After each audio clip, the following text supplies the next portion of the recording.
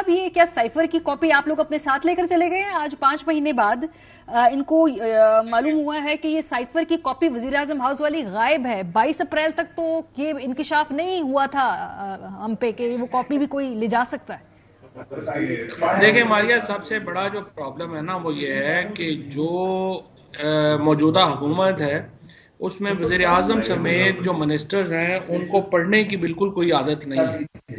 हुआ ये था कि अगर इनको कैबिनेट सेक्रेटरी जो हैं अगर लास्ट जो इनके मिनट्स हैं वो पढ़ के सुना देते, जो कैबिनेट की आखिरी मीटिंग हुई थी जिसको प्रिजाइड किया था इमरान खान साहब ने, तो उसमें 2 फैसले हुए थे।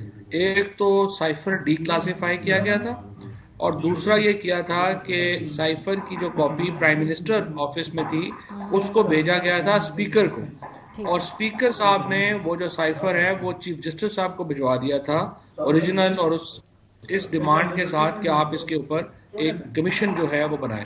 तो वो जो ओरिजिनल कॉपी है वो चीफ जस्टिस के रिकॉर्ड में होनी चाहिए और वो वहां से वो मंगवा ले अगर कोई कार्रवाई नहीं करनी तो। ये बड़ी ताज्जुब की बात है। उन्होंने कहा तो हम तो केस चलाएंगे, हम तो कार्रवाई करेंगे। वो ये इम्प्लाई करें कि आप लोग वो साथ लेके चले गए। चले, मुझे तो सिर्फ इस बात पे हैरानगी हो रही कि 5 महीने बाद ये क्यों आपका ख्याल है कि ये कहा जा रहा है इस वक्त? इससे वो सियासी तौर पे क्या फायदा हासिल करेंगे? नहीं, ये तो बेसिकली सारे जोकर्स इकट्ठे हुए हैं ना, इनको कोई पता नहीं है, इनको बस जो बात कान में किसी ने कही उन्होंने आगे कर दी। लेकिन असल में तो मैं हैरान हूँ, कैबिनेट सेक्रेटरी को चाहिए था इनको ब्रीफिंग देते, पता नहीं उस बेचारे को बोलने भी दिया है कि नहीं बोलने दिया।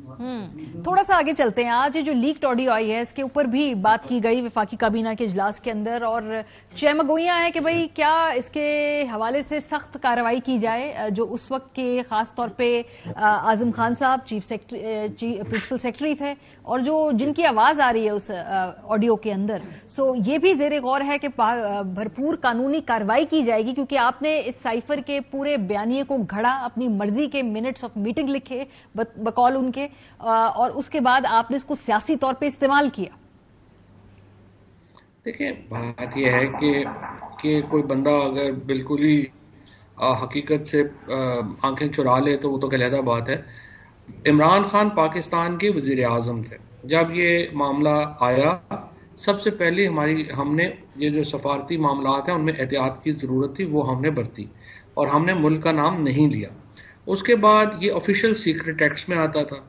जब ये इसको डेमार्च किया गया नेशनल सिक्योरिटी कमेटी की मीटिंग के बाद, तो फिर ये बात जो है वो मीडिया में आना थी, क्योंकि डेमार्च जो है वो खुफिया नहीं था, वो जाहिर है कि एक पब्लिक इशू था। और उसके बाद फिर इसको डी क्लासीफाई किया। सो जब तक हम उसको लीगली आप उसको डिमार्च नहीं करते थे, आप उसको डी क्लासीफाई नहीं करते थे, आप कैसे उसको जो है वो आगे बढ़ा सकते थे? तो जो लीगल प्रोसेस था उसके मुताबिक हमने किया।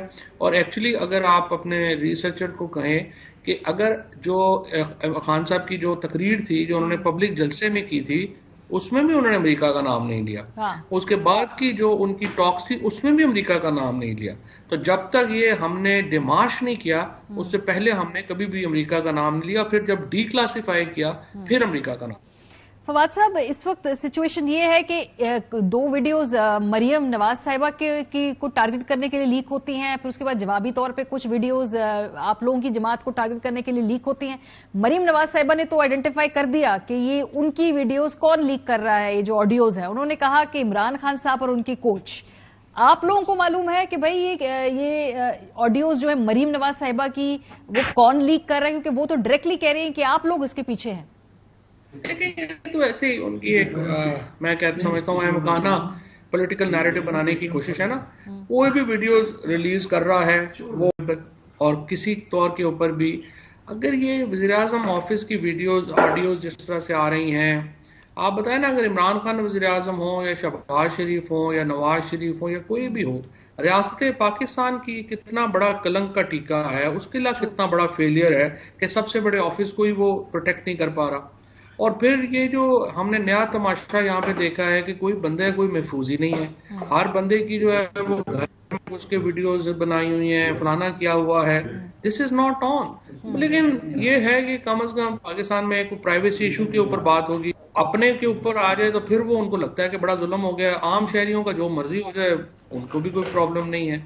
So this is serious issue. I think इसको केटर करना चाहिए बजाय इसके कि हम पॉलिटिकल पॉइंट स्कोरिंग में लगे रहें। बिल्कुल एग्रीमेंट के भाई इसमें बजाय इसके कि एक दूसरे के आप जो लीक्स हैं उसको प्ले अप करें, उसका पॉलिटिकल फायदा उठाए, ये मजमूई तौर पे सवाल होना चाहिए कि भाई हम सियासतदानों के फोन क्यों टैप हो रहे हैं, ये ऑडियोज कहाँ से लीक हो रही हैं। लेकिन बहरहाल फवाद साहब, मैंने आपकी ट्वीट थोड़ी देर पहले आपने कहा 7 दिन बाकी रह गए हैं, ये क्या, ये 7 दिन की क्या सिग्निफिकेंस है? आज हमने एक अहम मीटिंग आपसे कुछ देर पहले कंक्लूड की है पाकिस्तान पीटीआई की सीनियर लीडरशिप की, और मरियम नवाज को जिस तरह से रिलीफ मिला, इसहाक डार का जो मामला हुआ, इनके ऊपर हमने गौर किया है और हम इस नतीजे पे पहुंचे हैं कि एक तो असम्बलियों में जाने का अब कोई फायदा नहीं है, लिहाजा असम्बलियों में जाने की हमने तजवीज मुस्तरद की है। और उसके बाद हम समझते हैं कि लॉन्ग मार्च का वक्त आ गया है। सही। और अगर पाकिस्तान के लोग अब भी बाहर नहीं निकले अपने हकूक के लिए, तो हम बिल्कुल बर्मा या थाईलैंड के मॉडल के ऊपर चले जाएंगे। हमारे राइट्स ऑलरेडी यूसर्व हो गए हैं, हमारा मीडिया जो है उसका बिल्कुल बेड़ा ही गर्क हो गया, रेस्ट इन पीस ही हो गया बेचारा, और जो ओवरऑल जो लोग हैं उनको पाकिस्तान छोड़ के जाना पड़ रहा है। So this all everything is very very problematic. और अब हम अपनी जो फाइनल कॉल है विद इन 7 दिन जो है वो देने जा रहे हैं। और कॉल जो है फवाद साहब 7 दिन के अंदर अंदर दी जाएगी, यानी ये तारीख बन रही है तकरीबन 7 अक्टूबर 8 अक्टूबर की, तो क्या 7 या 8 अक्टूबर को फिजिकली ये जो कॉल के नतीजे में लोग इस्लामाबाद आएंगे, या अपने अपने शहरों में आपका मुख्तलिफ सूबों में ये प्लान है कि वहां पे अपना एहतजाज रिकॉर्ड कराना है? ये इंशाल्लाह आपको 7-8 अक्टूबर तक जो है वो डिटेल्स हम दे देंगे, और क्या हम करने जा रहे हैं एक कॉम्प्रिहेंसिव मंसूबा है, और इंशाल्लाह लाखों लोग जो हैं वो इस कॉल के ऊपर निकलेंगे। फवाद साहब, पिछली दफा भी आए थे आप लोग यहाँ पर, तो इस्लामाबाद के अंदर आपको बैठने नहीं दिया गया था। इस दफा गालिबन पंजाब से तो खैर आसानी से और केपी से आप आ जाएंगे। पंजाब में जो आपके साथ हुआ था 25 तारीख को, वो हाल तो नहीं होगा, लेकिन इस्लामाबाद में आके आप लोगों का यहाँ पे आराम से बैठना, राना सनाउल्लाह साहब ऑन रिकॉर्ड कह चुके कि ये आसान नहीं होगा। राना साहब अगर इस्लामाबाद में उस वक्त तक रहे तो आसान नहीं होगा, अदरवाइज राना साहब को देखते हैं कि वो ज्यादा तेजी से भागेंगे या वो हमें भगा सकेंगे। अब ये तो देखते हैं, ये तो उस दिन के ऊपर। फिर क्या मतलब है, क्या डी चौक जाना है, F9 पार्क जाना है? क्योंकि डी चौक में तो ऑब्वियसली बड़ी एक अदालती हुक्म भी मौजूद है, तो फिर क्या F9 पार्क इस्लामाबाद के और इलाकों के अंदर होगा? कि सुप्रीम कोर्ट के ऑर्डर की वायलेशन तो नहीं हो सकती, राइट? देखते हैं, अभी आपसे भी पूछते हैं क्या करना है। हम अब सर जी गल साढ़े ते आ गई तो फिर तुसी सुलाई कर लो, कहना चाह रहे। ठीक है फवाद चौधरी साहब, बहुत शुक्रिया हमारे साथ मौजूद थे। पाकिस्तान